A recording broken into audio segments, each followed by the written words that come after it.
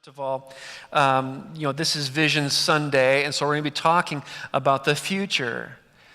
And the reason why we do that is because when we talk about the future, when we talk about down the road type goals, that kind of gives us a target to shoot at or a direction to go. It helps us say yes to things, and it helps us say no to things as an organization. I want to show you an image right now that I think is a great metaphor of the American church in many ways. Go ahead and do that, Lindsay, if you would, please. You might recognize this. This was taken later in 1998 in the country of Honduras. And what you see there from an aerial perspective is a bridge. And as far as bridges are concerned, it's a pretty good bridge. I mean, it's structurally sound. It's well engineered. From this angle, you can almost say, oh my goodness, you can still drive all kinds of cars, all kinds of trucks on that. It looks like it's still healthy. It's a great bridge. Problem. It's out in the middle of nowhere, and it's going nowhere. And so what happened here? Well, what happened is Hurricane Mitch happened in 1998, went through the country of Honduras, destroyed many cities, many homes, killed 6,000 people, tens of thousands were injured, and it did something to the country landscape as well. This river that's right here used to go under the bridge. And because of the hurricane, it was moved. And so now that bridge, as well structurally as it is, as strong as it is, as well engineered as it is completely and absolutely useless. And I look at this picture, and I wrote about it years ago, but I look at this picture and I think that unfortunately many times is the image or the metaphor of the American church. We've got our programs and they're clicking on all cylinders. We've got them well staffed. We've got our facilities. We've got everything going for us. We've got a lot of things going on Sundays. It's a happening place, and we're growing, and things are excited. But we resemble more this bridge that's out in the middle of nowhere, going nowhere. It has zero function to it. And what can look like is that we're well engineered, we're well organized, we're clicking on all cylinders, we're doing great, and we're going absolutely nowhere. Well, we believe that these goals help us go in a direction. We're not presuming upon God, we're trusting God. We believe that God wants it to go this direction, and if He doesn't, He has the power and the authority to change us on a dime. But until He does, what we have to present to you is what we believe to be God's direction. Before we get there, though, I want you to take your Bibles, if you would, please, and turn to 1 Corinthians chapter 4. It'll come up here on the wall, but I want you to turn to 1 Corinthians chapter 4 because the Apostle Paul gives us another kind of image that I think is so cool. And we need to understand the context here a little bit. He writes in verse 19 of 1 Corinthians chapter 4, God has put us on display at the end of the procession like those condemned to die in the arena. Now, we like the first part of that passage. We like the first part that says, God has put us on display at the end of the procession because we think, oh, this is a parade. This is when the king comes into town and there's this ticker tape parade and we're right behind the king and the people are cheering for the king and people are cheering for his followers. It's going to be great. It's a very Americanized, victorious Christian life kind of thing. But that's not the imagery that Paul wants us to have. He goes on, like those, go back, Lindsay, I'm sorry, I gave you the wrong signal. Like those condemned to die in the arena. And we're kind of going, wait a minute, this isn't like when the Giants win the World Series. And they're going through the middle of the town and everyone's cheering and saying, yay, Giants, and all. This is something different. And the early readers of this, they understood the imagery completely. When a king would go out and they would do battle with another country or a city, and if that king was victorious, they would march back in great pomp and circumstance, and the king and the generals would be coming first, and all the people in the city would be lining the streets, and they'd be throwing palm branches out and ticker tape parades and cheering, yay king, yay generals. And then right after the king and the generals came the armies. And the people would be cheering for them. Thank you for your service. You're amazing. Way to go. Way to lick them. Way to defeat the enemy and all these kinds of things. And the people are just going crazy. Right behind the military, right behind the army, were the defeated enemies marching as slaves to the king. And Paul is saying, that's us. We're the slaves of the victorious king. We are his servants. He has captured our hearts. He has absolutely overwhelmed us. He has defeated the sin within us. And he has given us a living heart after a dead heart. He has won us over. And so Paul is saying, we're like the servants. We're like the captured people. We're like the defeated people who are marching after the great king. He gets all the glory, because in that time when people were walking into the city, the king, the general, the army, they got all the cheers. When the slaves came walking through, they got all the jeers. They got the vegetables, they got the rotten fruit, they got the insults. They were reminded that they were defeated. And Paul is saying, yeah, I identify with them more than I identify with anybody else.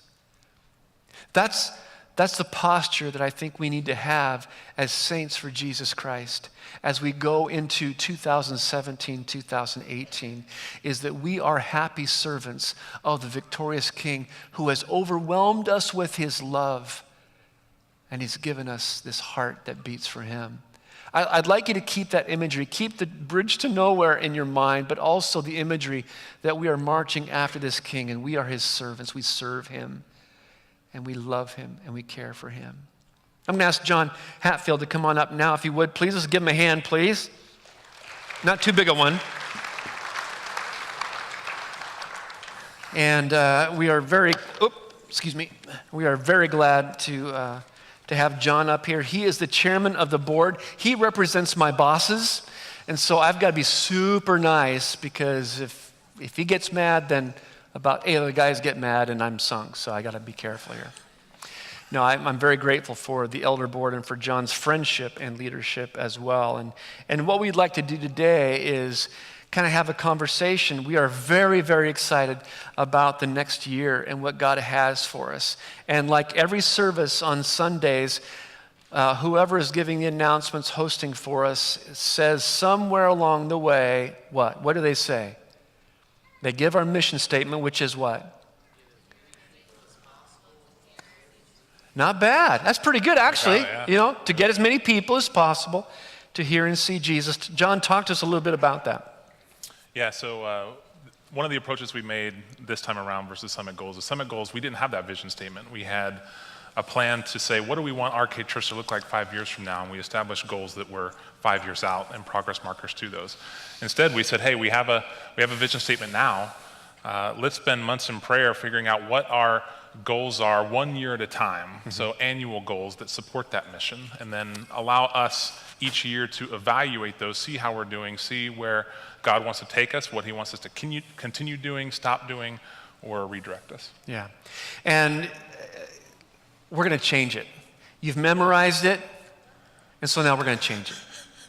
And because we don't want you to get too cocky, all right? And we've changed it to something else, John. Talk to us a little bit about that. Yeah, so our new vision statement is to get as many people as possible to hear, see, and follow Jesus. Oh my goodness, that's way too much to remember. We'll never be able to remember that. Yes. So you may be thinking, wow, one word, big deal. What's the big deal of this change? Let me share a quick background with that. For a period of months, in October, we grabbed the elders, the pastors, the deacons, some key volunteers and their spouses, and we asked them, if we're to live out this mission, what does Arcade Church look like if we model it? And months later, as that pursuit of him, we had about 250 plus ideas. And as we were, as an elder pastor team, going through these ideas, there was this feeling that there were many excellent ideas, but didn't all fit under hear and see. And so we had an offsite in February where we had a dedicated prayer time praying over these goals. And during that time, actually the elder that welcomed you this morning, Danny Kapik, came up with this word follow. And during that prayer time, it was almost instantaneous. The Spirit had this unity in the room where every guy said, yes, that's something that's been on my mind, or that's something that I think is missing here. And so I want to be clear that it's not just one word being added, it's an action, right? As we're introduced to Christ, we hear and see him. Follow is our response to that, our response to the wonderful thing that Christ has done in our life. Our response to act, to take ourselves to the next level of discipleship. And guys, when Christians act, others, non-believers, hear and see Jesus. Amen. And so it's a cycle, right? And so we believe strongly that if we're a church that follows Christ as well, others will hear and see. Yeah, and I like what John said. It is a word, but it's not.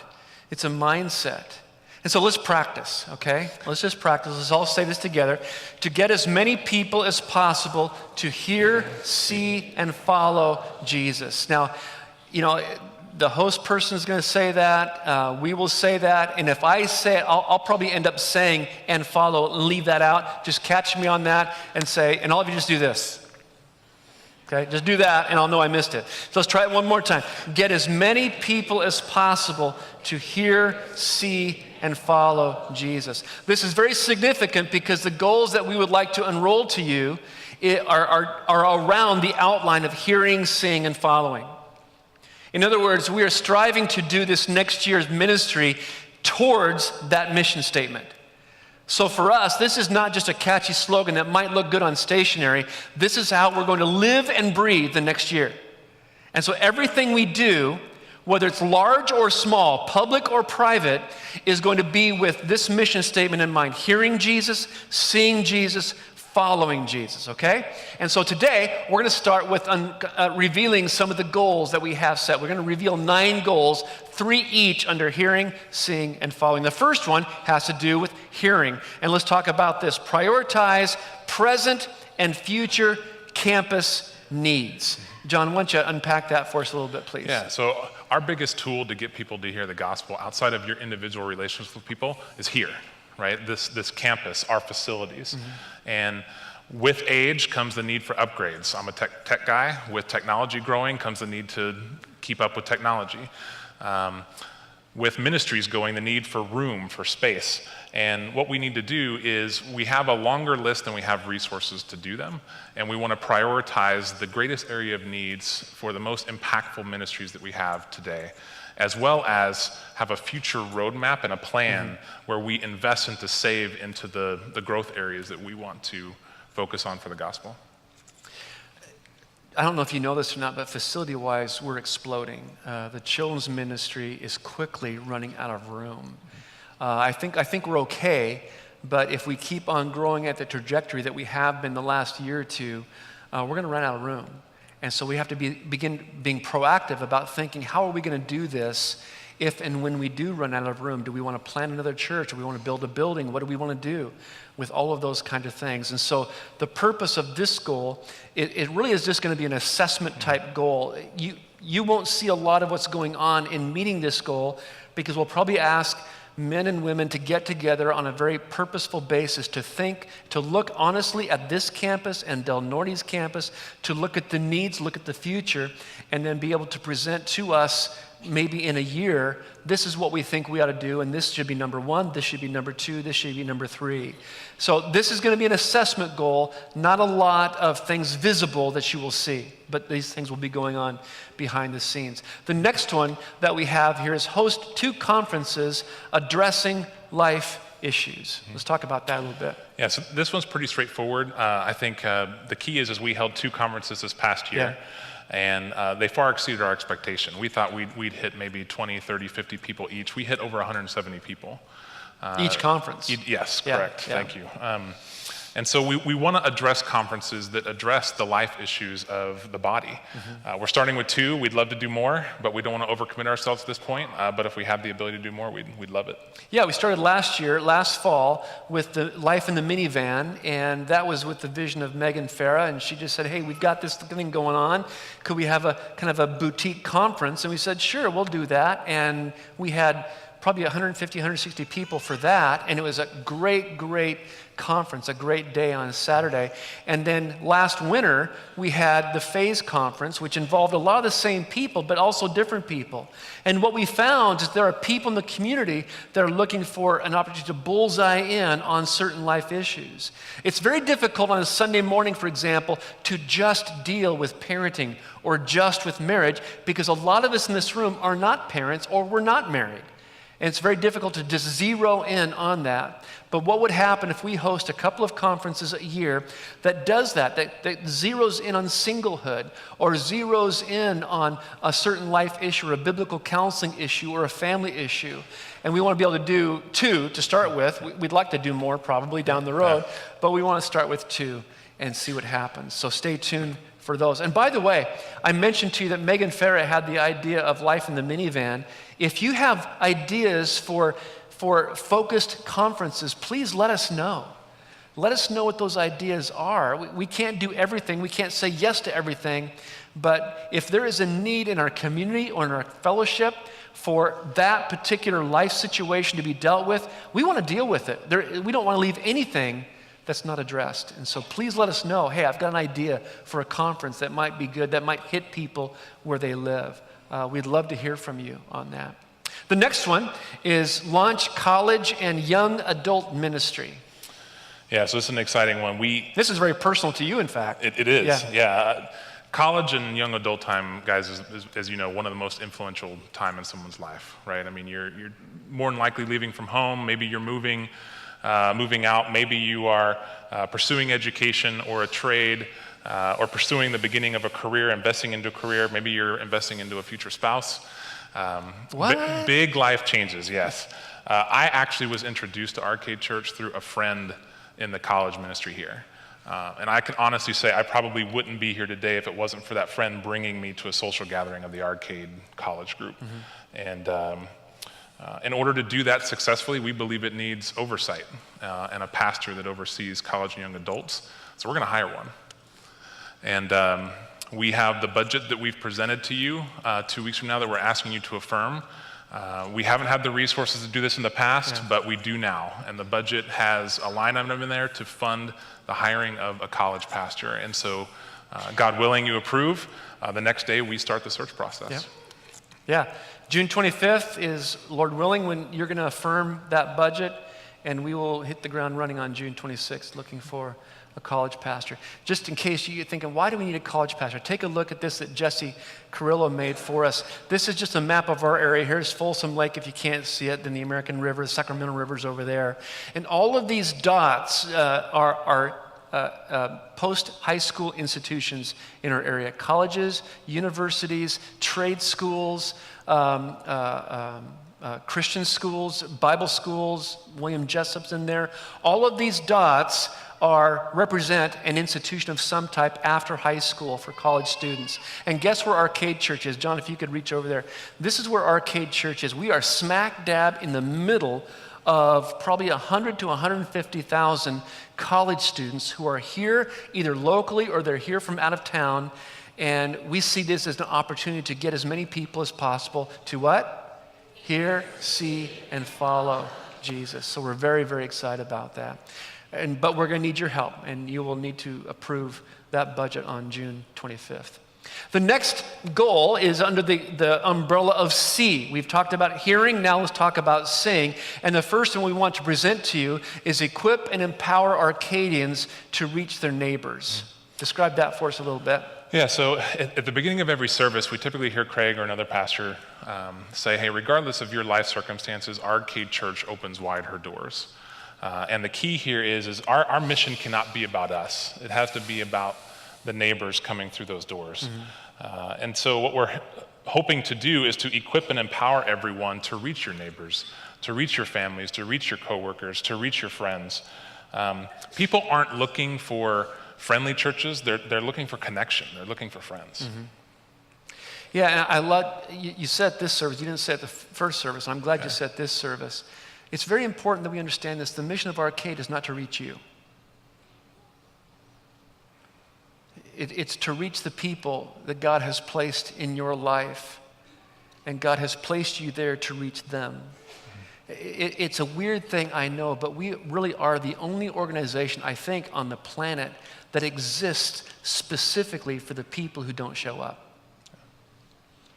We are here. Every Bible study we have, every song we sing, every sermon that we preach is to equip us to be on mission. And here's the thing that is so cool. You and I have talked about this. I think one of the strengths of Arcade Church is not the preaching, it's not the music, it's not the facilities, it's you. You, generally speaking, are an extremely inviting congregation. I love it. I love it when you bring up friends and neighbors and relatives and coworkers that you've invited to the church and they came and you bring them up and introduce them to me. I think that is so cool. I'm so honored. And that happens every single Sunday. And I'm very, very grateful because I've spent a lot of time trying to persuade people to invite, and I don't feel like I have to do that as much here because you already are that.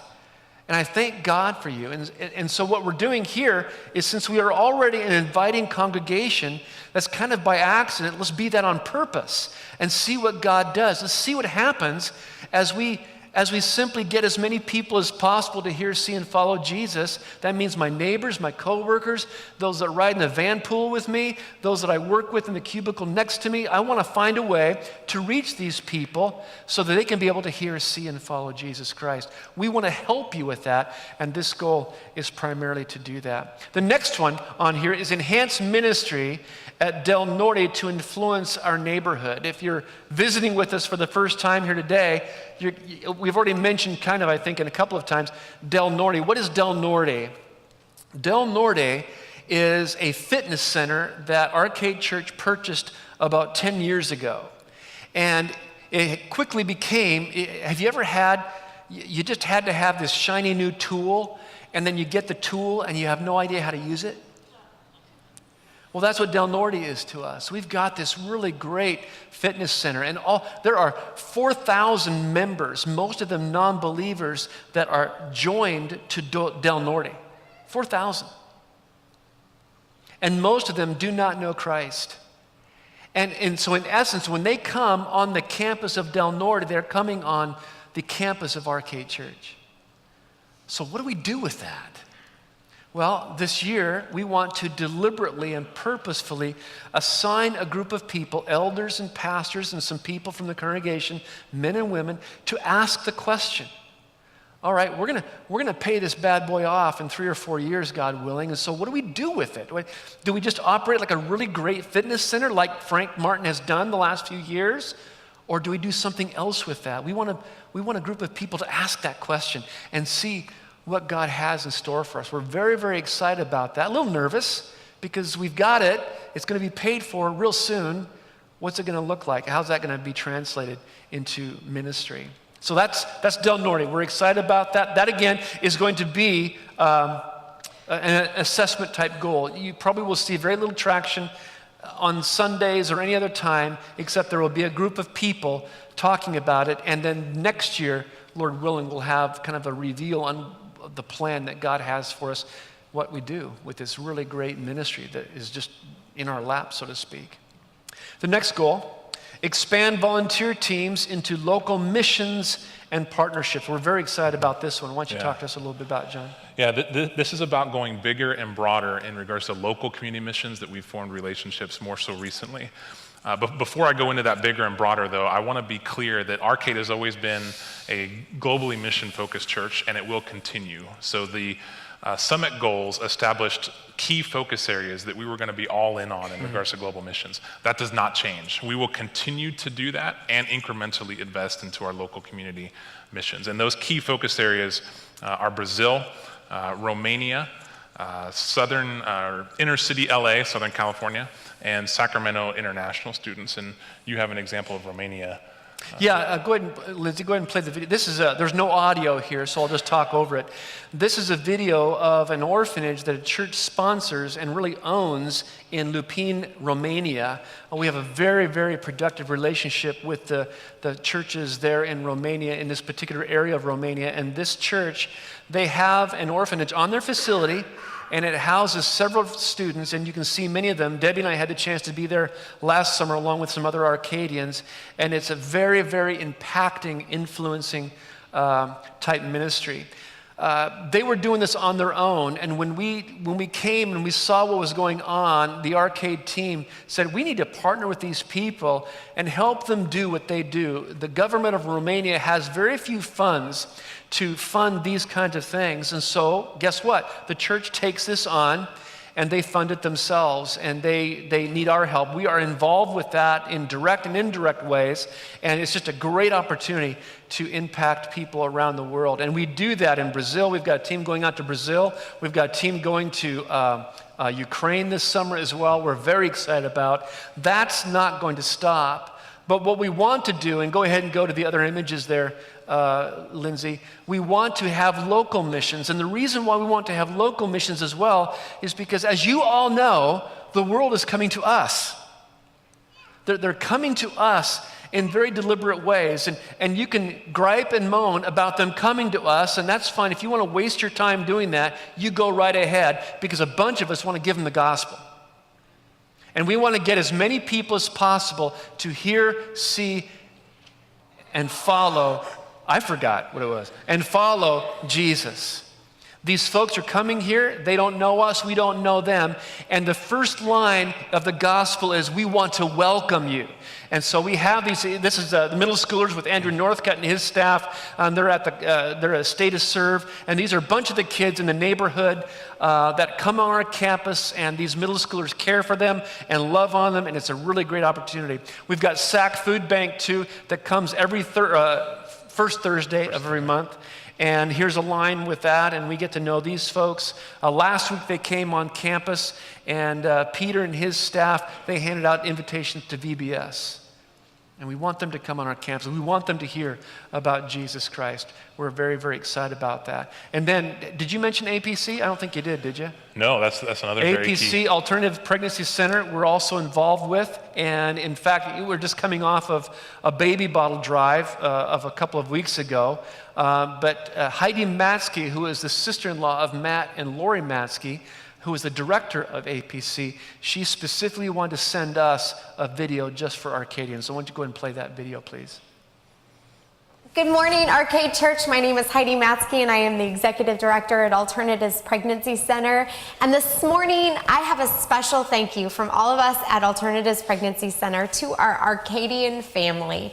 You guys are absolutely amazing and have hit it out of the park with your baby bottle campaign this year. And I just personally, from all of us at APC to you, want to say thank you so much for not only hosting a baby bottle campaign, but for just being an amazing, supportive church for the mission of life. You help us provide hopeful alternatives to many women who are in a difficult situation in an unplanned pregnancy.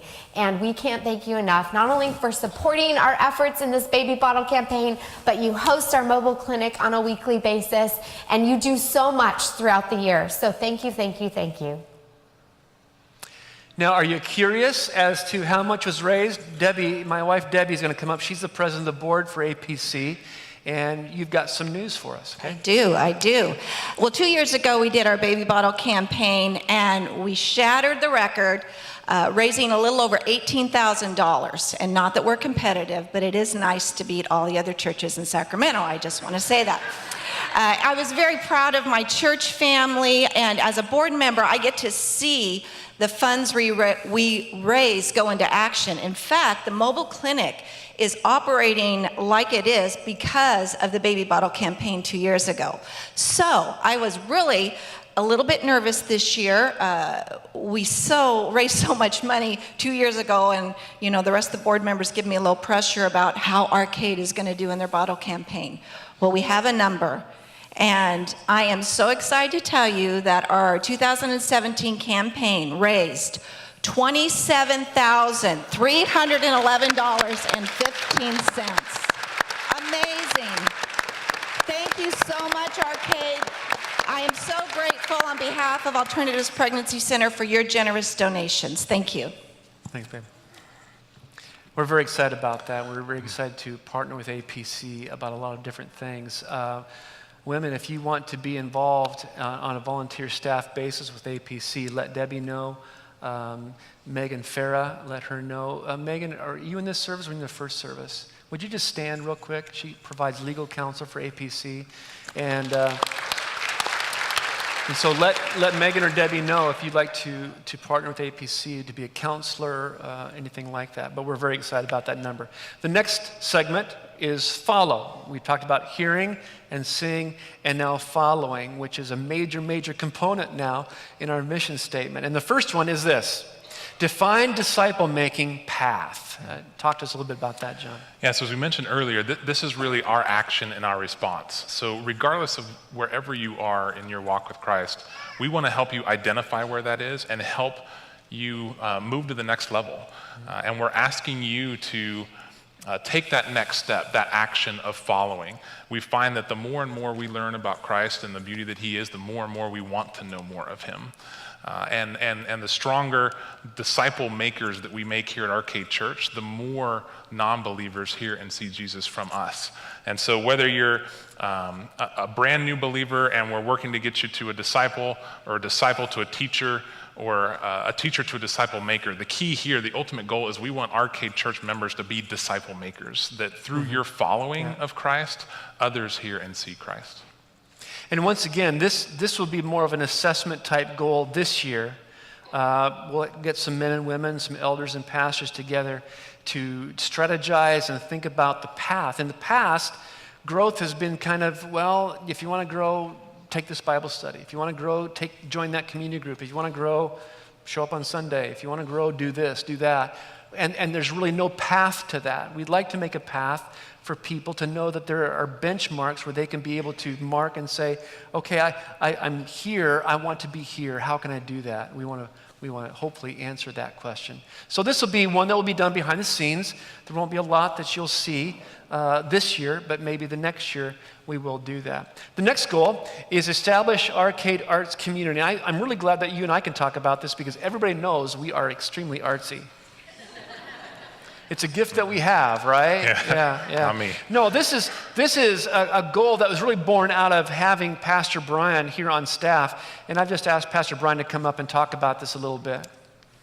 Yeah, so part of the disciple-making path that they talked about is as we grow in discipleship is pouring ourselves out into other people and our unique giftings that God has given to us. And the only way that the church is really going to have big kingdom impact is if we're released in our passions and then we spread that out into other people. Otherwise, it's just going to die whenever we do. And so for those of us that are gifted in the giftings of the arts, be that like me playing the piano or somebody that paints, all these kind of things, we want to set up a place where we can pour into other people. So practically that may look like lessons. Other ways that may look like being a space where other people can come and learn in different avenues that are artistic, but I am just not that kind of artistic, you know. So I'm really excited that of the possibility of having a place where, like somebody did for me years ago and poured into my musical giftings, other people can come. So if you've got kids that are looking to do piano lessons or guitars, things like that, watch out for this, because this may be a great place for them to come and grow in just a natural musical gift that God has given them, or some kind of other art. Great, thanks, Brian. You bet. Appreciate it. Hey, yeah. How many of you were here last Sunday? Yeah. Last Sunday, the Student Life Ministry team led us in worship, and I confess this first service, I'll confess to you. I've been a pastor a long time, and every year a youth pastor comes to me and said, we'd really like the youth group to lead in worship. And I reluctantly say, okay. I slouch and say, okay, whatever. And because of that, I think, okay, that Sunday, there's going to be a lot of grace.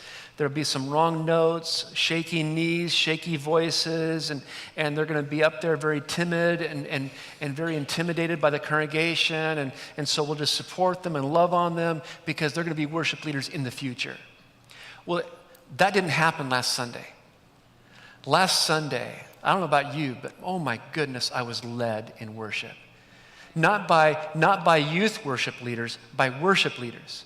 These were not the worship leaders of the future. They're the worship leaders today. And I thank God for Pastor Matt hopefully Pastor Andrew, for Pastor Brian, and all of the staff leading these young people and giving them a chance to be able to lead out in worshiping others. And again, this kind of happens by accident. What would happen if we did this on purpose? And you got the Psalms Project, that little project that Beth Whitney organized of Psalms. You got that on Mother's Day. And the artwork, did you notice the artwork? That was all in-house by Arcade Women. And we've got these artists. And there has to be a place where that artistic ability has to be displayed so that using that artistic ability, they can get as many people as possible to hear, see, and follow Jesus. People will look at a painting and come to Christ before they listen to a sermon. Or people will hear a song and come to Christ, their heart strangely ignited on fire because of the gospel in the lyrics of that song before they even hear a sermon. And we have to have this opportunity to let these people use that artistic muscle and exercise that, and we get to be the ones that are blessed. That's the beauty of having artistic gifts. Thanks, Brian, for bringing that with you. And then the last goal, raise $200,000 for debt reduction, facilities, and missions. Let's talk about that a little bit. Yeah, so this is one area that with the summit goals, we believe we needed to continue on, right? So stewardship gave us a challenge every year for the past 5 years to do some incremental giving above and beyond the budget that we're going to approve to really accelerate the debt reduction because we believe that the debt right now does hinder our ability to grow in the follow area, right? So what we're asking is to continue that aggressive giving to dedicate of this $200,000, 45% towards facilities, which would help us towards our first HERE goal in regards to dedicating funds to areas of ministry we want to prioritize, and 45% to debt reduction, really to accelerate that debt, to free us from that. The Arcade portion is about $50,000 a month that we could use if we were debt-free. And then 10% to missions. We have incremental giving towards mission over the past 5 years, and we want to maintain that as well. Yeah, and you mentioned the debt. I asked Carrie to give me the number of 5 years ago. What was our debt balance 5 years ago? This is our debt balance 5 years ago, $4.8 million. 5 years ago, through the summit goals and through the leadership of Jim Olson getting us able to be refinanced, which was a huge, huge help. This is what the debt is today, roughly speaking, 2.1. In 5 years, we knocked off 57% of our debt. And yeah, absolutely.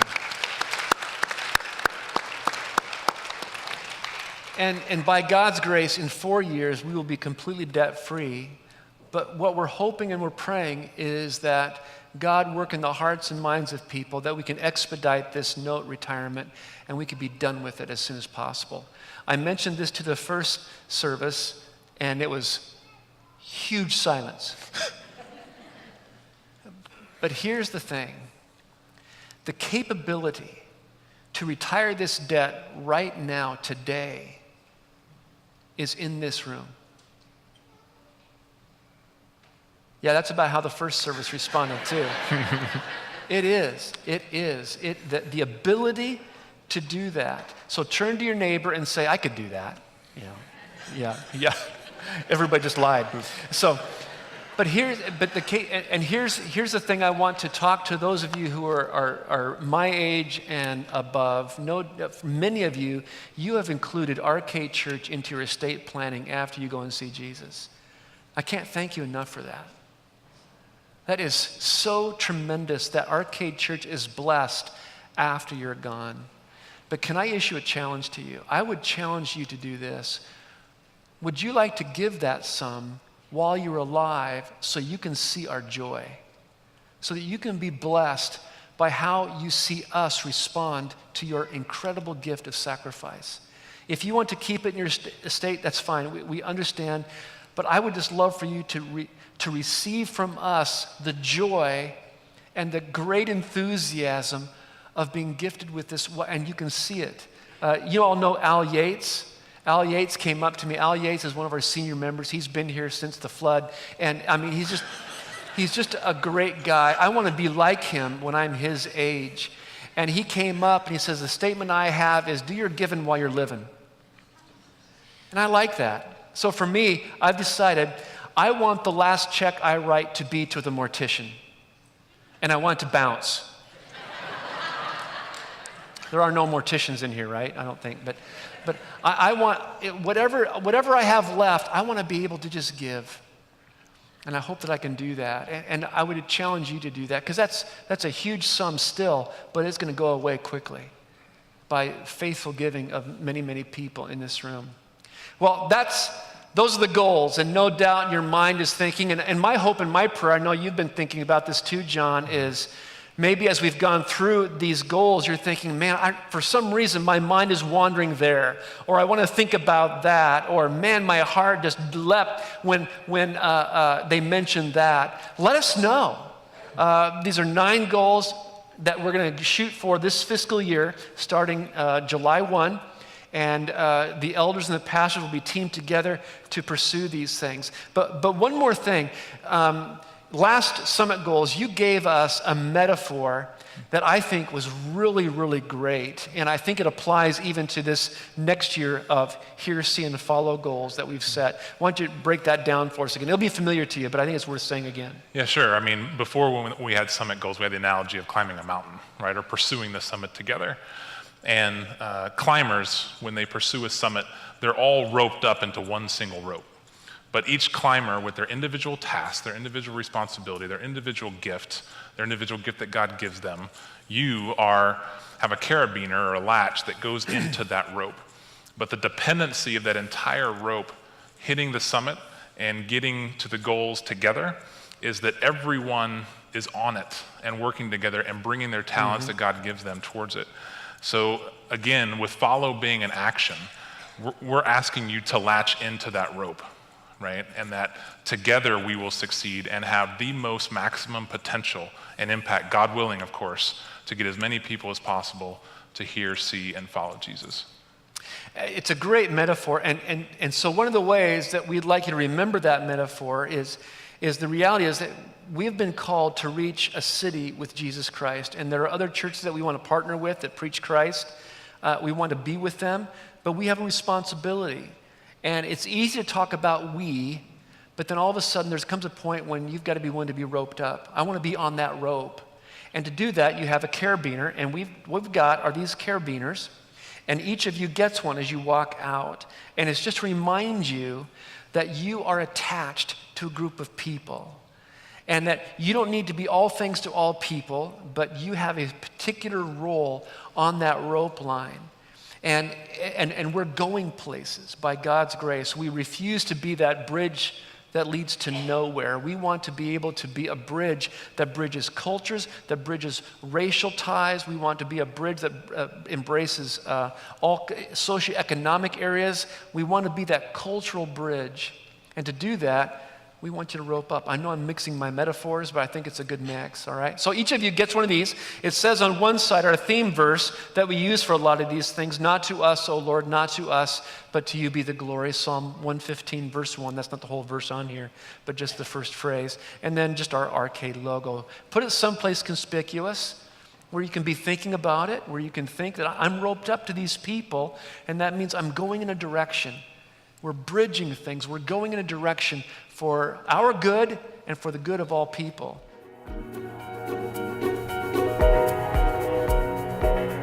Thanks for listening to the Arcade Church podcast.